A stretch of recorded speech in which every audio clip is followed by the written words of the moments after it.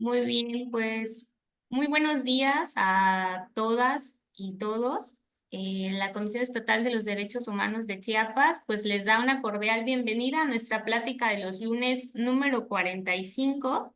Este espacio está diseñado para fortalecer la cultura de respeto y promoción de los derechos humanos. Y bueno, el día de hoy, que también es, con esta plática damos por concluido el año 2024 de este programa, pues estará a cargo de una activista, Jen Mulini, que nos trae un tema muy interesante.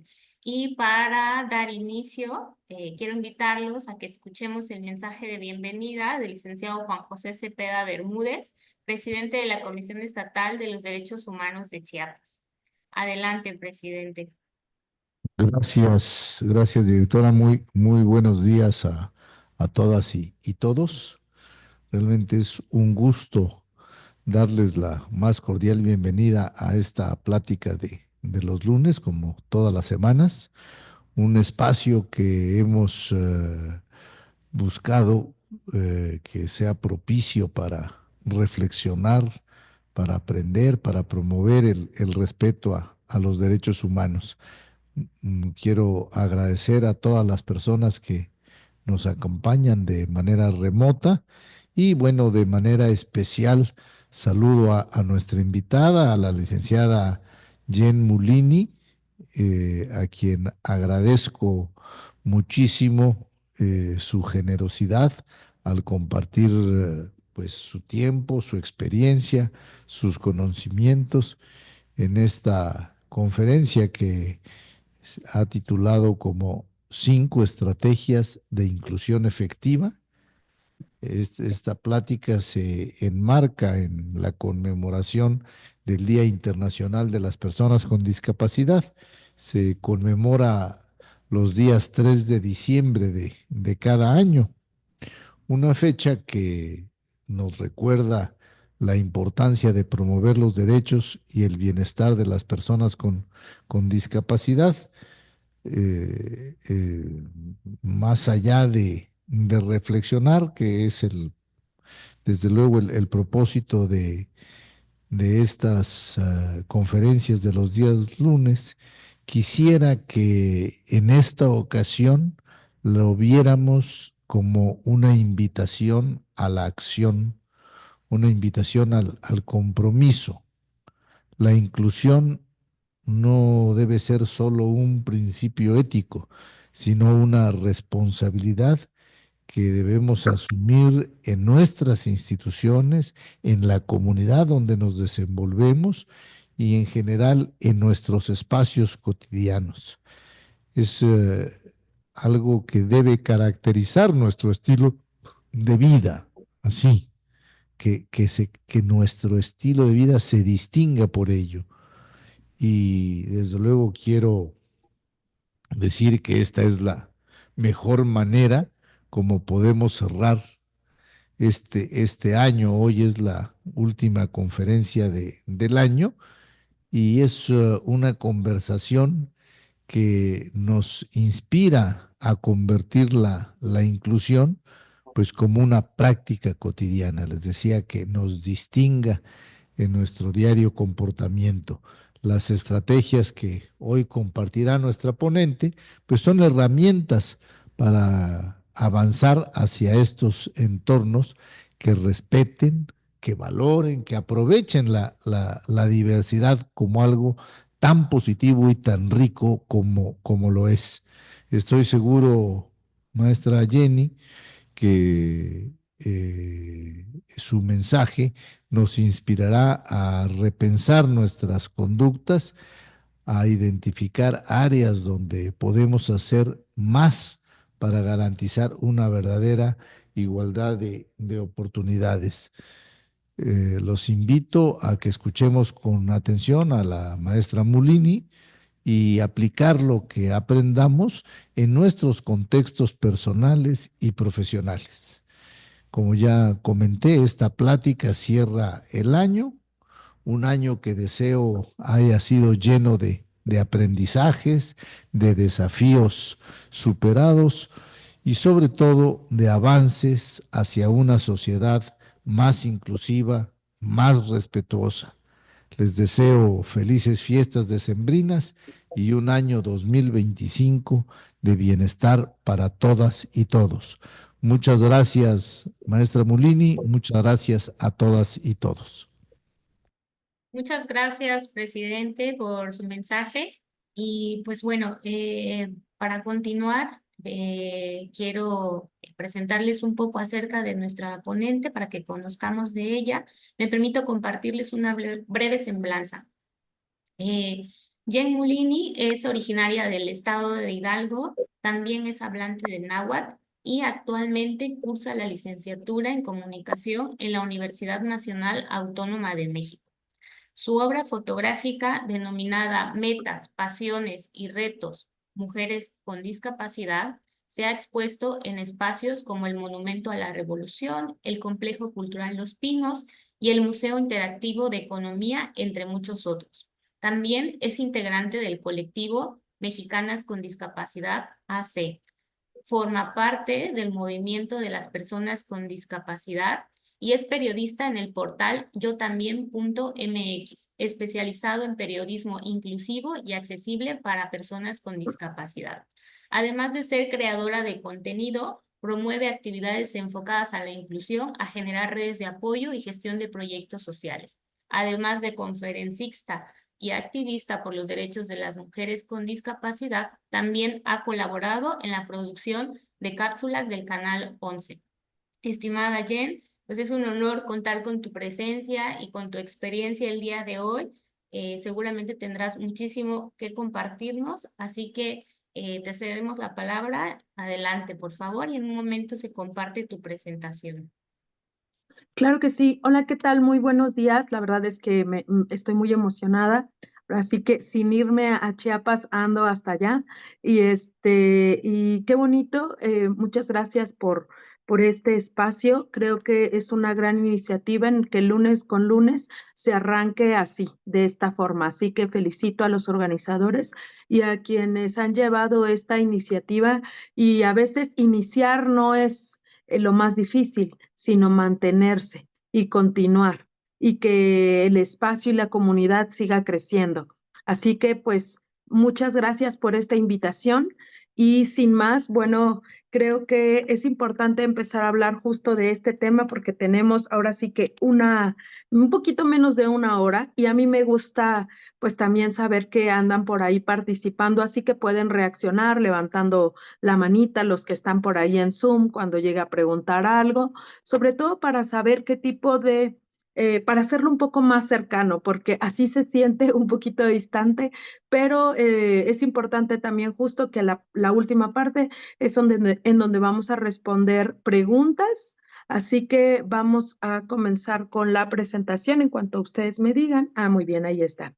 Y justo con el previo que les acaban de mencionar con respecto a quién soy y lo que hago, bueno, pues como les dijeron, vengo de una familia indígena hablante náhuatl de la Huasteca hidalguense y pues adquirí mi discapacidad a los 20 años. Actualmente tengo 36 años y pues me cambió completamente la vida. O sea, es decir, yo no vivía con ninguna discapacidad y no era cercana en absoluto a ningún tema que tuviera que ver con personas con discapacidad.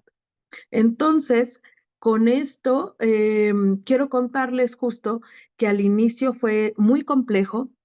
Yo no entendía todos los cambios que iba a vivir viviendo, ahora sí que experimentando la discapacidad.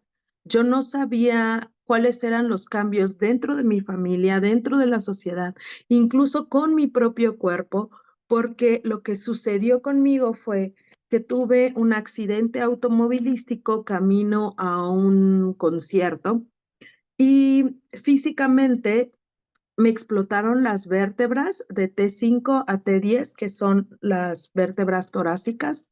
Me explotó un pulmón y también me explotó el vaso.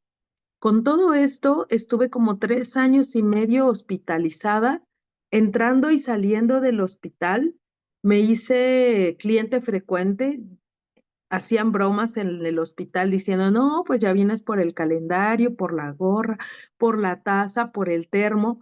Eh, Fue una incesante búsqueda por el bienestar, no solo físico, sino mental, porque en lo personal yo sentía que ya habían muchas cosas que le dolía a mi familia, como para que además yo tuviera quizá una mala actitud o me resistiera a todos los procedimientos.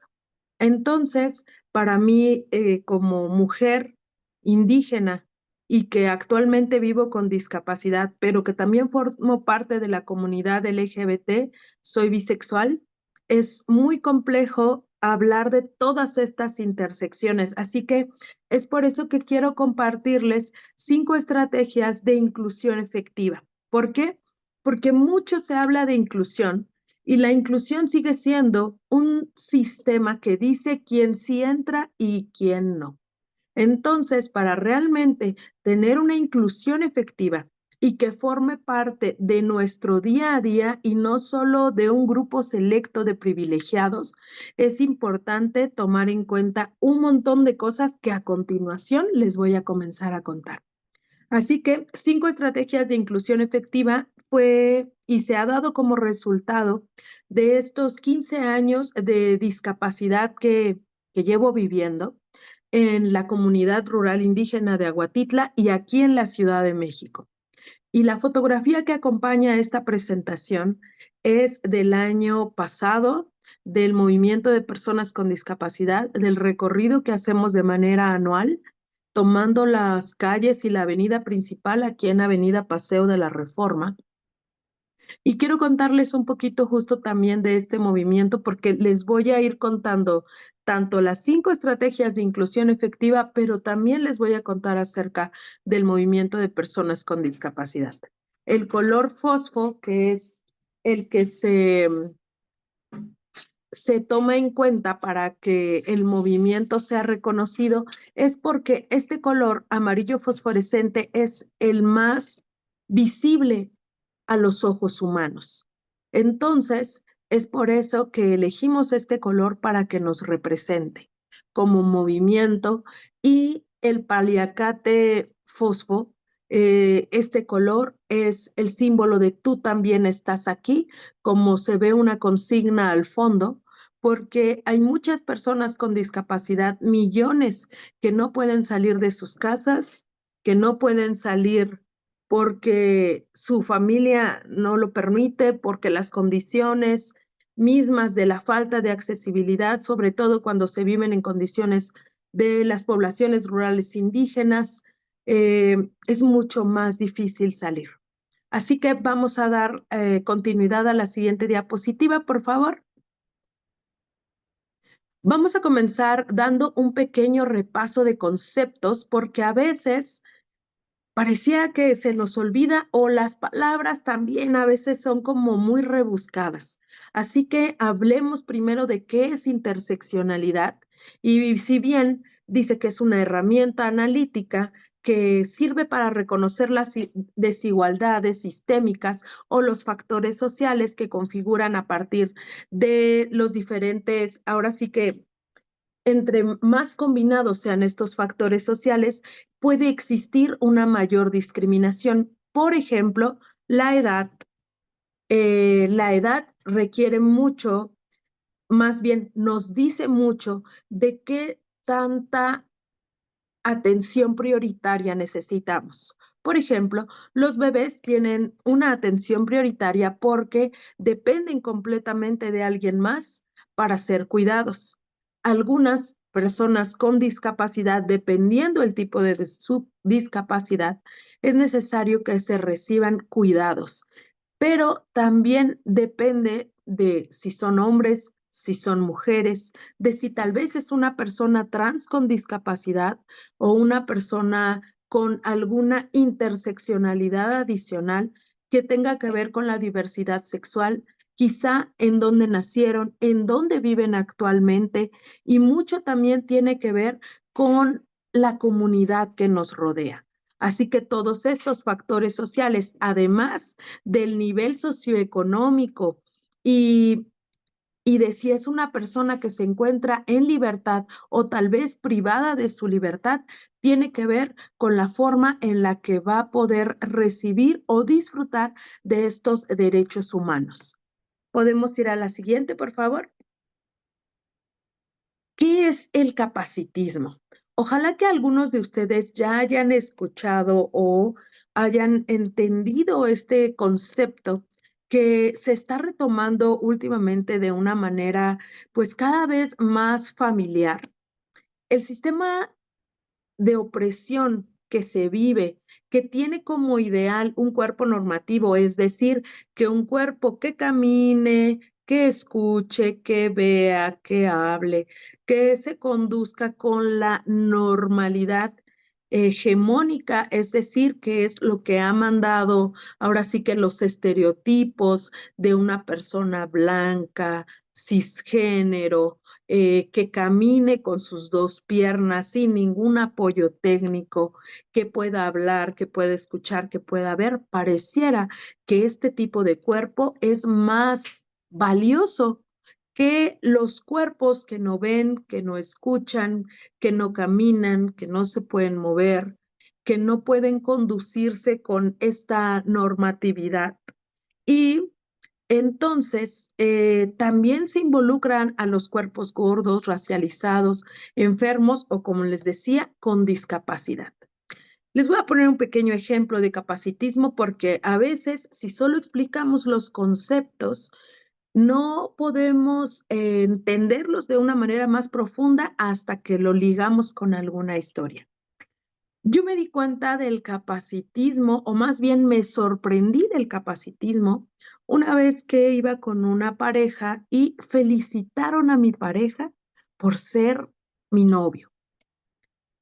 Entonces yo dije, ¿qué? O sea, ¿por qué esta felicitación? ¿Por qué se le ve a la pareja como una persona buena que está dispuesta a sacrificarse para acompañar en la vida a una persona con discapacidad? Aquí les va la respuesta, porque se cree que una persona con discapacidad no puede mantener una relación sexoafectiva, no puede dar cuidados, porque pareciera que una persona con discapacidad no tiene ni siquiera el derecho de si quiere vivir de manera soltera o en pareja, de si quiere formar una familia o si quiere ser madre o si solamente quiere vivir de manera como soltera, como una persona soltera, pero en independencia. Ese es el capacitismo. Creer que las personas con discapacidad tenemos no solo la discapacidad en nuestros cuerpos, sino la discapacidad en todas las áreas de nuestra vida. Se cree que las personas con discapacidad no podemos lograr aspirar sueños grandes, pero está también por otra parte el capacitismo que aplaude y celebra los triunfos únicamente de las personas con discapacidad que son atletas paralímpicos, que tienen estos cuerpos sumamente fuertes para lograr y abatir récords mundiales. Y entonces nos vamos de un lado a otro con el capacitismo. Creemos que tal vez no pueden hacer nada, pero por la otra creemos que tal vez pueden ser casi que superhéroes porque rompen y abaten récords. Entonces, el capacitismo es justo esta sobrevaloración de estas capacidades. Lo que hay que entender con el capacitismo es más bien que las capacidades diferentes las tenemos todas las personas. Las discapacidades se viven de una manera particular y necesitan ciertos acompañamientos, ajustes razonables o accesibilidad para que podamos disfrutar en verdad de una igualdad de condiciones. Ahora sí, vamos al siguiente concepto, por favor. El asistencialismo. El asistencialismo es algo que actualmente lo vivimos todavía de una manera tan cercana y tan es así que en nuestro gobierno actual se ha priorizado que se puedan dar becas a las personas con discapacidad para poder apoyarlas. Yo no estoy en contra de la beca, pero sí estoy en contra del asistencialismo, porque yo entiendo que esta beca para muchas personas con discapacidad representa un ingreso o un ingreso tal vez para sus familias, porque lamentablemente y en la actualidad no hay nada que monitoree que realmente ese dinero está siendo usado para mejorar la vida de las personas con discapacidad. No hay indicadores de medición que haya mejorado la salud, la educación, el empleo digno para las personas con discapacidad. Se asegura un ingreso extra a la familia. Y entonces, lamentablemente, cuando no existen políticas públicas integrales que realmente formen parte de una sociedad también a las personas con discapacidad, se les ve con este enfoque asistencialista, que pareciera que las personas sin discapacidad es quienes tienen que resolver los problemas sociales con asistencialismo, con ayuda de manera perpetua a las personas con discapacidad, cuando lo que se tiene que hacer justamente es gestar programas, políticas públicas que nos tomen en cuenta como participantes, como que podemos aportar. Entonces, a partir de esto es donde se deben de generar las soluciones estructurales, viendo a las personas con discapacidad también como consumidores, como creadores y como generadores de diferentes servicios, porque no solo estamos, como se nos ha visto durante mucho tiempo, extendiendo la mano para recibir ayuda, sino más bien estamos listos y dispuestos a formar parte de una comunidad que realmente nos tome en cuenta. Así que la siguiente, por favor. ¿Por qué es importante incluir de manera efectiva? Bueno, a veces pareciera que este tipo de temas se vuelven un poco redundantes, pero yo creo que es muy importante volver siempre a los básicos. Es importante porque de esta forma respetamos los derechos humanos desde las interseccionalidades, que son todos estos factores sociales que sumados o combinados pueden generar una mayor discriminación en las personas.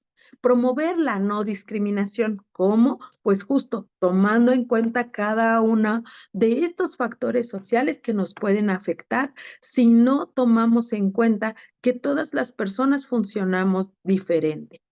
Valoramos la importancia de la diversidad.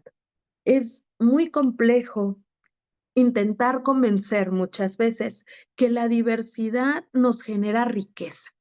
¿Riqueza de qué? De convivencia, de interacción, de poder saber que no solo podemos interactuar con personas que hablan, con personas que ven, con personas que escuchan, sino desde la diversidad realmente enriquecernos para poder comunicarnos de todas las formas, incluso señando con lengua de señas mexicana. Impulsamos la socialización digna. ¿A qué me refiero con socialización digna? Hay muchos eventos que se hacen para las personas con discapacidad en las que solamente se les invita. Ay, aquí las personas con discapacidad están siendo invitadas, pero no hay rampas para subir al estrado, pero no hay interpretación de lengua de señas para las personas sordas, pero no hay accesibilidad para que realmente se disfruten. Entonces, es necesario impulsar la socialización digna, tomando en cuenta cada una de las necesidades. Ahora, la normalización de la discapacidad.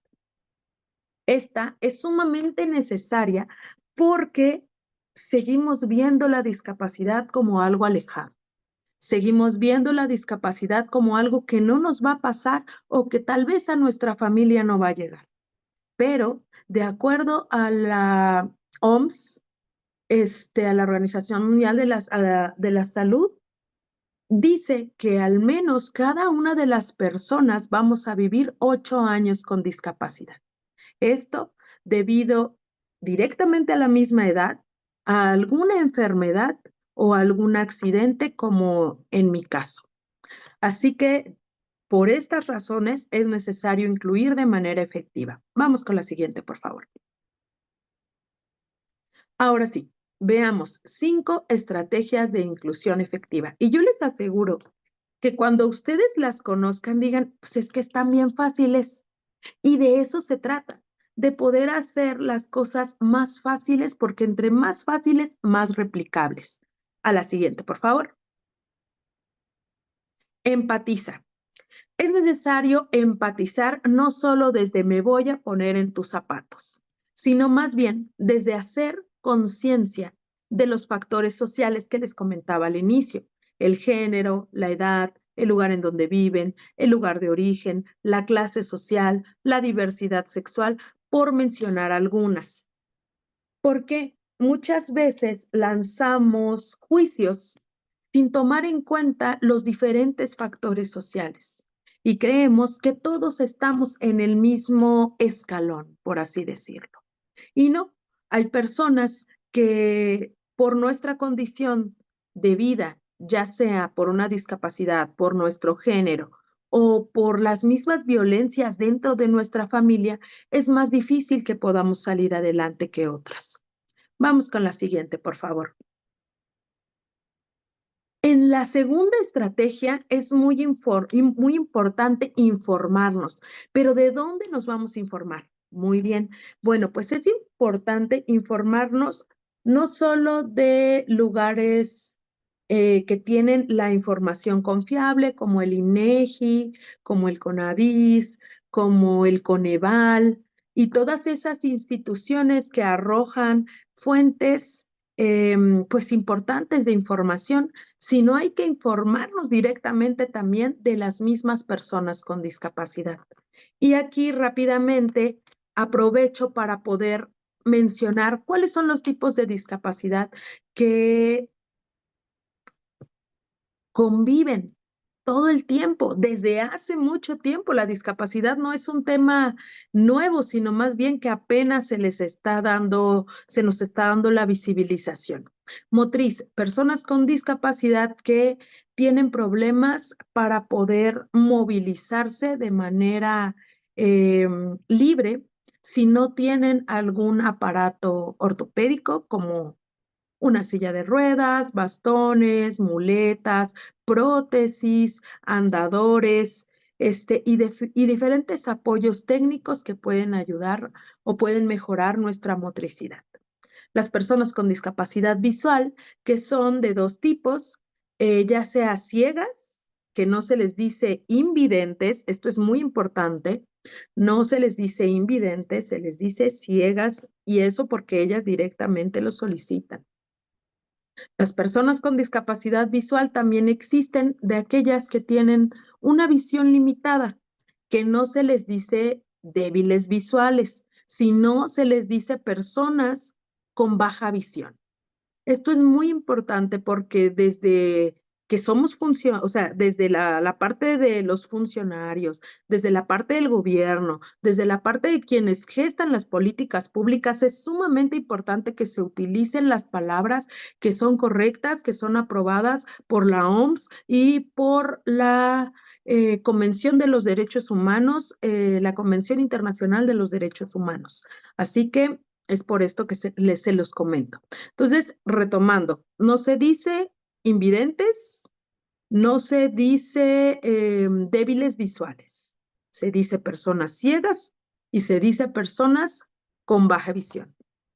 En la parte psicosocial, en las discapacidades psicosociales, que son también aquellas que se denominan neurodivergentes, que tienen que ver directamente con la interacción del individuo y la sociedad, como personas autistas, con esquizofrenia, con trastorno por déficit de atención e hiperactividad, por las que tienen también trastorno límite de personalidad, por las personas que tienen diagnósticos de bipolaridad.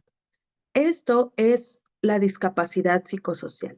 Yo, desde la Huasteca Hidalguense, he sido testiga de cómo en algunas comunidades rurales indígenas se les hacen jaulas de madera a personas que no tienen una atención médica y entonces se les encierra dentro de sus propios hogares. Así que es importante tomar en cuenta la atención y que llegue realmente a todos los espacios. Y yo sé el reto que tiene el que la atención mental sea parte cotidiana en todos los espacios. Este es un gran reto, pero es importante poder promover campañas, ver de qué manera se puede hacer llegar a todos estos espacios.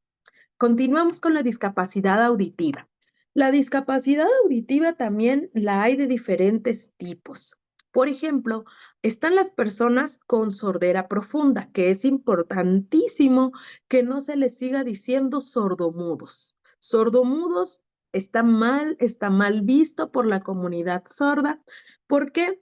Porque no se puede asumir que una persona con sordera profunda no pueda hablar, sino más bien que tiene que ver directamente con los privilegios. Yo conozco muchísimas personas sordas que también son oralizadas, es decir, que también pueden hablar, pero esto porque desde muy temprana edad se les acompañó en una terapia de habla, en una terapia de lenguaje. ¿Cómo aprendemos a hablar? Mediante la escucha. Y si no podemos escuchar lo que se dice, es probablemente que tampoco podamos hablar. Pero eso no quiere decir que sea una persona muda, sino más bien que no ha tenido el privilegio de poder tomar una terapia de lenguaje. Es por eso que sordomudos está mal y se les dice personas sordas o sordos o personas con discapacidad auditiva. Por otra parte, también existen las personas hipoacúsicas. Las personas hipoacúsicas tienen una disminución auditiva y esto hace que también tengan un problema de interacción con las personas, porque a veces ¿me lo puedes repetir? Y lamentablemente se sigue viendo como, ¿pero qué estás sordo? Como si fuera algo malo estar sordo. Entonces, es por esto importante entender ahora sí que todo el espectro que tiene que ver con cada una de las discapacidades. Vayamos a la discapacidad, la multidiscapacidad. Es cuando se unen dos o más discapacidades en una persona. Por ejemplo, la sordoceguera, cuando se es sordo y se es ciego. Por ejemplo, cuando la multidiscapacidad va acompañada de discapacidad motriz, pero también de la visual o tal vez de la intelectual. Esto es la multidiscapacidad. Y bueno, por último, la discapacidad invisible. ¿Cuál es esta? Por ejemplo, es aquella que no pareciera verse tan pronto, ¿no? O sea, tal vez estamos frente a una persona con discapacidad invisible, pero no lo notamos porque la vemos de pie, porque la vemos hablando, porque vemos que escucha. Pero ¿qué pasa? ¿Cómo son estas discapacidades invisibles? ¿Qué tipo de diagnósticos son? Bueno, la fibromialgia, la disautonomía, el lupus son algunos ejemplos de este tipo de discapacidad invisible. Pero incluso a veces las personas sordas que vemos caminando por la calle y como no tenemos interacción con ellas, tampoco podemos imaginar que tuvieran una discapacidad. A esto se refiere la discapacidad invisible. A la discapacidad también a veces que es psicosocial, pero que no puede verse de manera, ¿cómo decirlo? No es tan evidente. No todos usamos silla de ruedas, no todos usamos bastones, hay de muchas formas. Así que por esto es importante la segunda estrategia, informarnos. Vámonos con la siguiente, por favor. Pregunta, no supongas. Esta es la tercera estrategia. Esta es una de las estrategias más importantes, porque quien conoce de la discapacidad vivida es quien la vive. Y con esto les voy a comentar. Seguramente ustedes tal vez tendrán sus propias anécdotas, pero yo les voy a contar de la primera vez que fui al metro de la Ciudad de México. Fui a la estación, me tuve que bajar en la estación Indios Verdes. Es una estación que para salir hay escalones de subida. Entonces, yo como usuaria de silla de ruedas, en la que apenas estaba conquistando mi independencia y que decido salir sola porque dije, claro que yo puedo, Pues a la hora de la salida, estuve esperando unos segundos intentando buscar con la mirada a alguien que me ayudara. Pronto se acercaron 3 personas que se veía que venían también saliendo de su trabajo. Entonces, lo que sucede al siguiente fue que yo les di un curso express de 30 segundos en donde yo les dije cómo me tenían que ayudar. La indicación principal fue: no me agarren de las ruedas. Tienen que agarrar de la base de la silla de ruedas, de la parte de atrás, de la parte de enfrente, cerca de donde están las llantitas pequeñas, pero no de las ruedas grandes. Bueno, pues, ¿qué creen que pasó? Íbamos subiendo, todo bien, pero como en el cuarto, quinto escalón, que me voy para atrás, porque a alguien más se le hizo más cómodo agarrarme de las ruedas. Entonces, así como me voy hacia atrás, de verdad yo vi mi vida así en cuestión de segundos. Me golpeé la cabeza, me golpeé la espalda, mis cosas salieron volando. Fue un momento de muchísima incomodidad, de pena, de coraje, de dolor y al final, bueno, pues la gente se reunió, alguien más gritó: "Se cayó la señora de silla de ruedas". O sea, y la tiraron. Imagínense el caos dentro del metro en hora pico. Al final me levantaron, me acomodaron, no sabían ni cómo despedirse, claro. Entonces yo les dije: "Bueno, pues muchas gracias por levantarme, por tirarme, por sacarme, por volver a armarme", ¿no? Es por eso sumamente importante preguntar y no suponer. Pero esto no solo pasa con los usuarios de silla de ruedas, sino también con todas las personas con discapacidad. ¿Por qué? Porque esa parte asistencialista que dice necesitan ayuda para todos, no contempla que es necesario que nos pregunten antes de suponer cómo ayudarnos.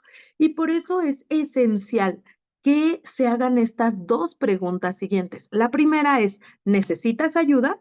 Y la segunda es: ¿cómo te ayudo? Porque, ¿qué creen? Aquí les va otra anécdota rapidísimo. El otro día yo entré al Metrobús y en la Ciudad de México, que tenemos afortunadamente un transporte accesible con espacio para los usuarios de silla de ruedas, hay un espacio que se forma del transporte y del andén, que a veces es como de 15 centímetros o a veces llega a ser hasta de 40 centímetros. Entonces, uno ahí tiene que maniobrar. Afortunadamente, en la ocasión que yo entré, y de la anécdota que les voy a contar, entré sin problemas, pero un señor me dijo: "Yo te ayudo", y le dije: "No, no se preocupe, yo puedo sola, muchas gracias", y me metí. Ya estando acomodada con el cinturón de seguridad y todo, justo antes de que se cerraran las puertas, el señor que me ofreció ayuda me dijo: "Tú", y me señaló, "tú rechazaste mi ayuda", y se cerraron las puertas.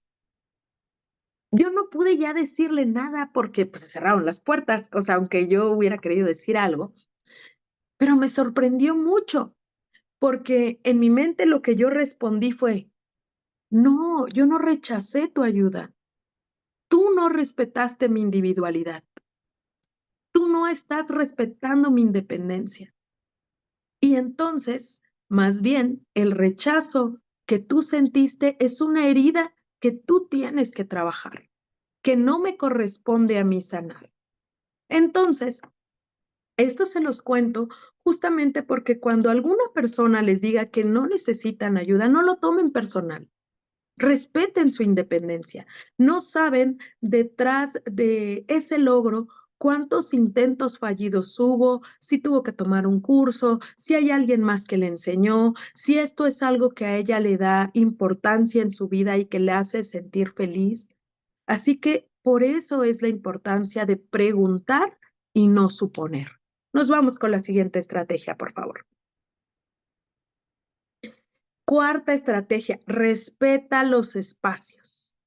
Híjole, aquí en Ciudad de México, les cuento, es muy complejo interactuar en espacios que no son respetados, como los estacionamientos para las personas con discapacidad, como los sanitarios accesibles, como los espacios reservados, como en el transporte, como los vestidores accesibles. Yo tal vez les estoy hablando de esto y quizá en Chiapas haya mucho menos accesibilidad porque así son las condiciones del espacio. Pero entonces, si no hay espacios que respetar, hay que promover estos espacios. No solo es respetarlos, sino promover que existan. En la alcaldía, ¿hay estacionamientos azules para las personas con discapacidad? ¿Hay sanitarios accesibles en los espacios más públicos dentro de los municipios en Chiapas? ¿Hay espacios reservados? En las tiendas de ropa es muy probable que ni siquiera existan vestidores accesibles. Si no hay espacios que podamos respetar porque el mismo espacio no los tiene acondicionados, es importante entonces comenzar a promoverlos. Entonces, esta se vuelve promueve espacios accesibles. Si no los hay, si no hay espacios que respetar, hay que promoverlos. La siguiente, por favor.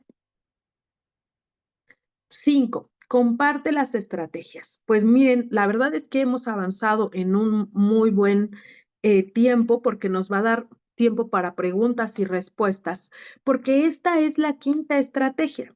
Y si les gusta el chisme como a mí, seguramente van a poder compartir esto en diferentes espacios. Aplica, comenta, comparte estas estrategias. ¿En dónde? En casa, en la escuela, en la oficina, en los espacios que puedan, en los espacios que puedan servirnos para que más personas con discapacidad comiencen a unirse. Es por esto que comparte las estrategias, es nuestra última estrategia y vamos a hacer un pequeño repaso. La siguiente, por favor. Recuerda, empatiza, pero ¿desde dónde?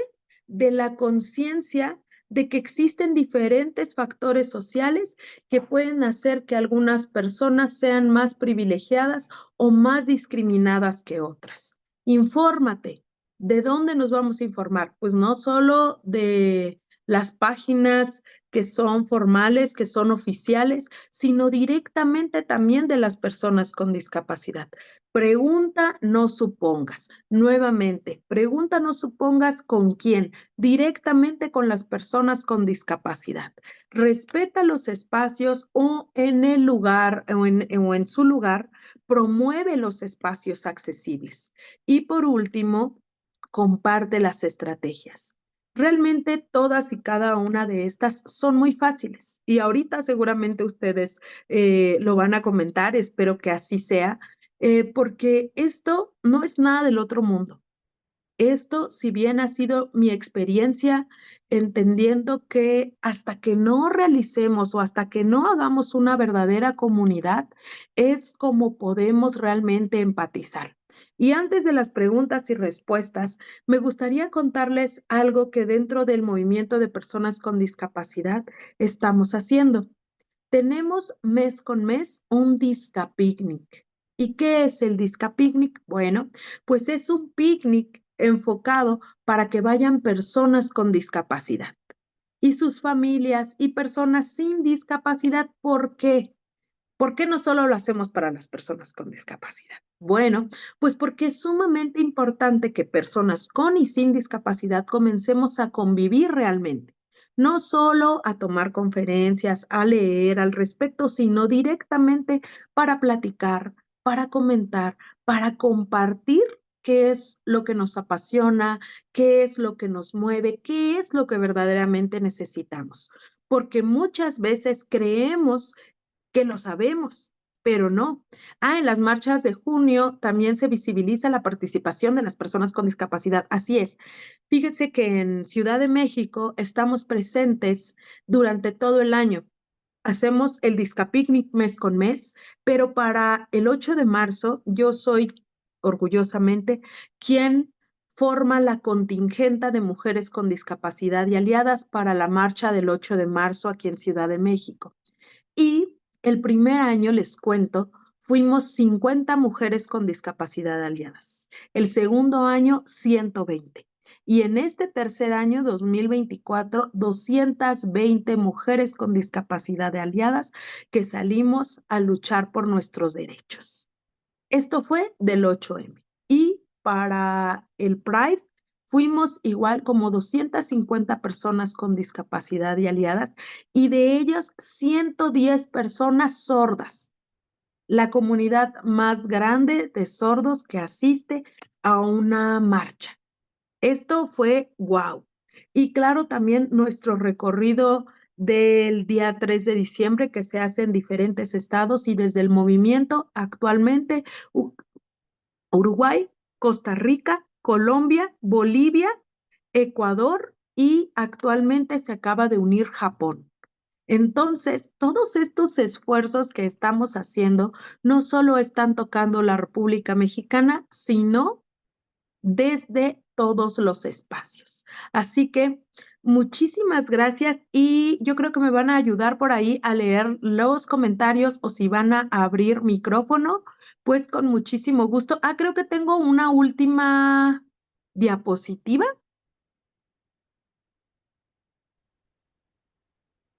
Muy bien.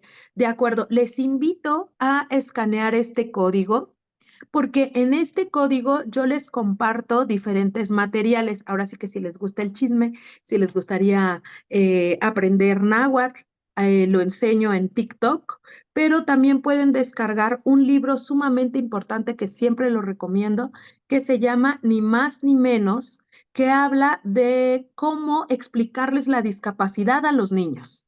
Ojalá a mí me lo hubieran explicado así. Lo pueden descargar gratis, es descarga en PDF. También hay otro documento que se llama Protocolo Feminista de Accesibilidad y este protocolo tiene 13 compromisos para que tanto los espacios virtuales como presenciales tengan toda la accesibilidad necesaria para poder dar la bienvenida a las personas con discapacidad.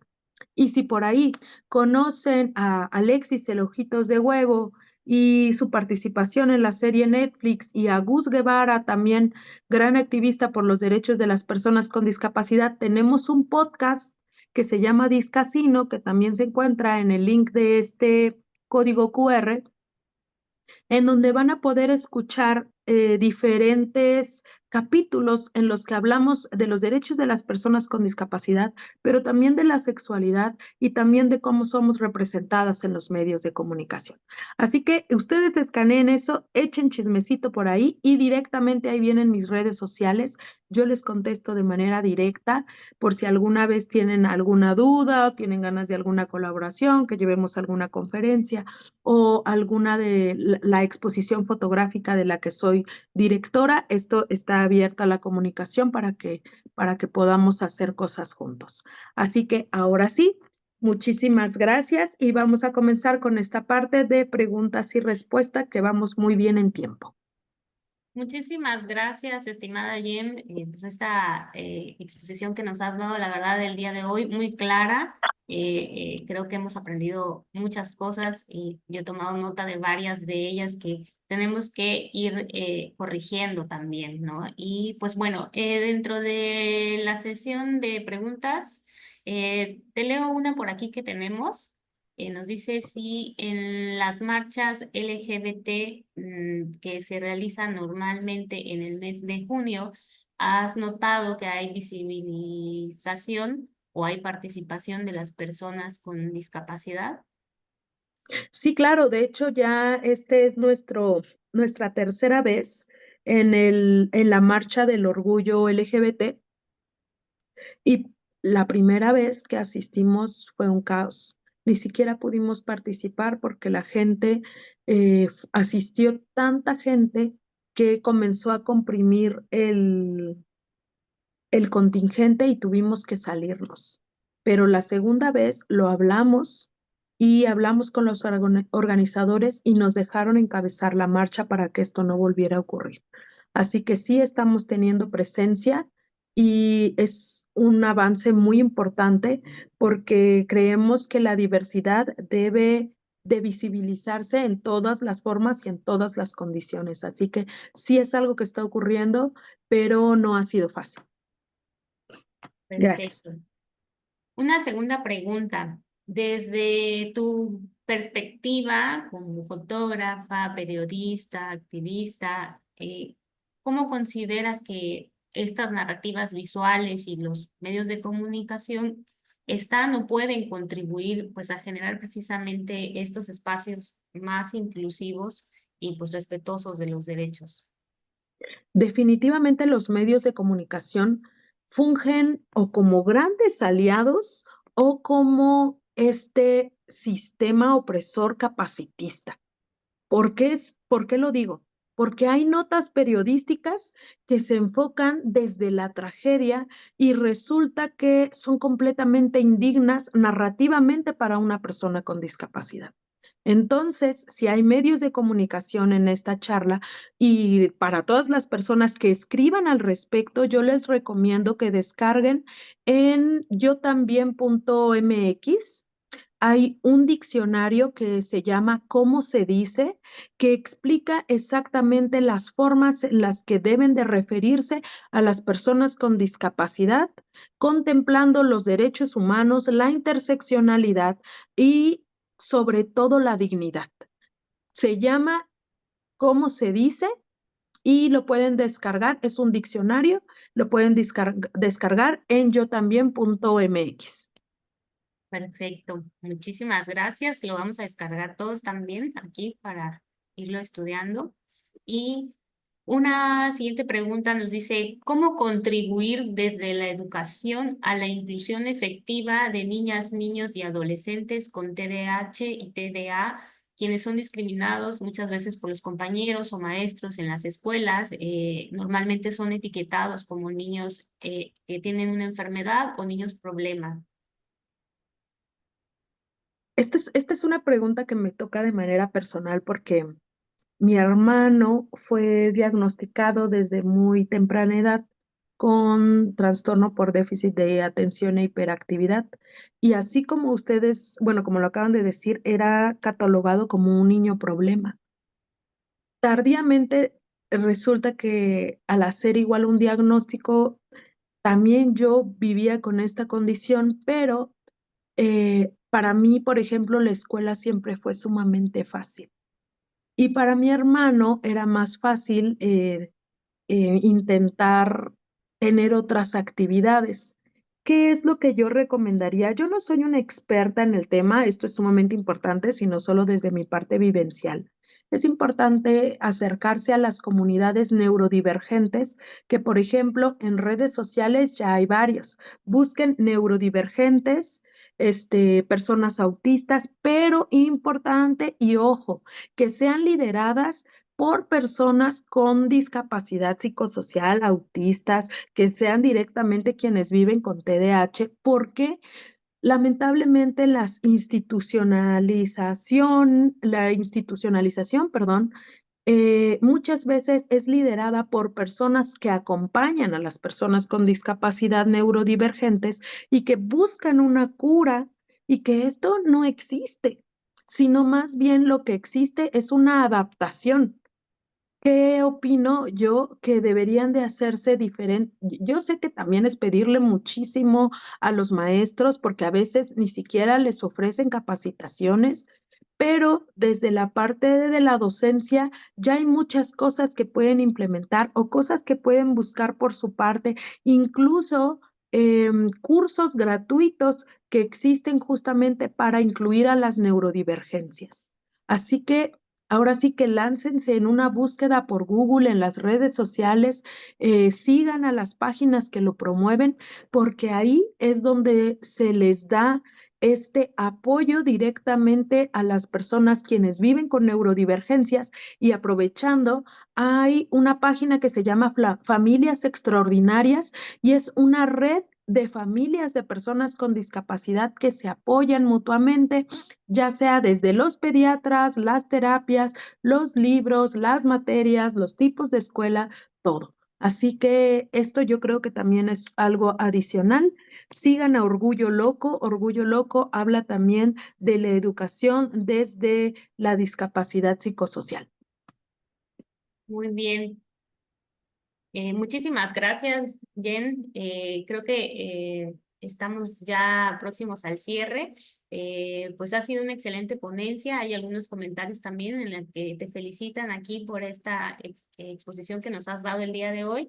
Y pues precisamente para concluir, le pedimos a licenciado Juan José Cepeda Bermúdez, presidente de la Comisión Estatal de los Derechos Humanos, sí, nos comparte un mensaje de cierre y también hacer la entrega de tu reconocimiento, por favor. Claro que sí. Muchas gracias, directora. Pues, en primer lugar, reiterarte nuestro agradecimiento, maestra Mulini. Estoy, este, aparte de agradecido, pues muy emocionado por lo que he logrado aprender de tu plática, de tu experiencia.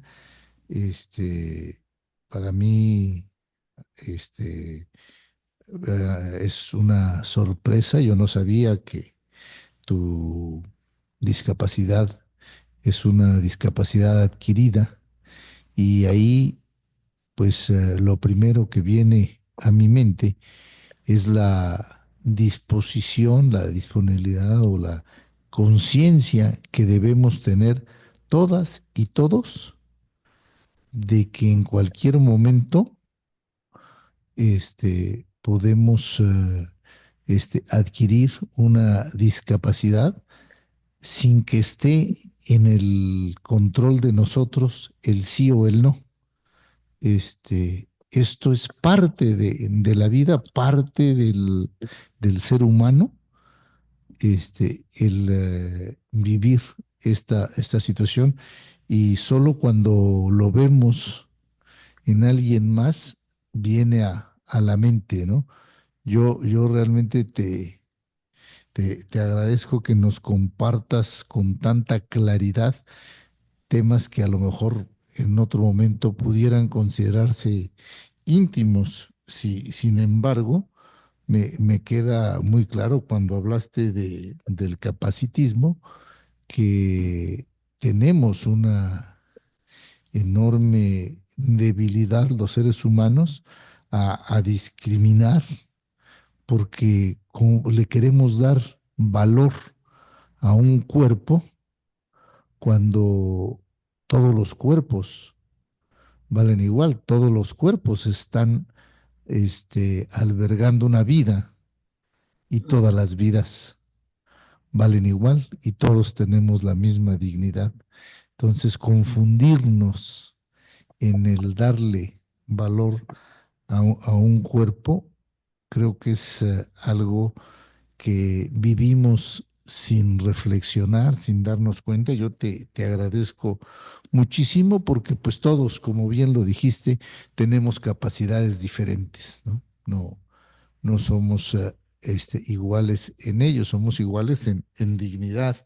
Y bueno, ya no me voy a extender porque son muchísimos temas que a mí me gustaron, pero de las 5 estrategias que planteaste, yo quiero reiterar una, ¿sí? Y es la 3. Pregunta, no supongas.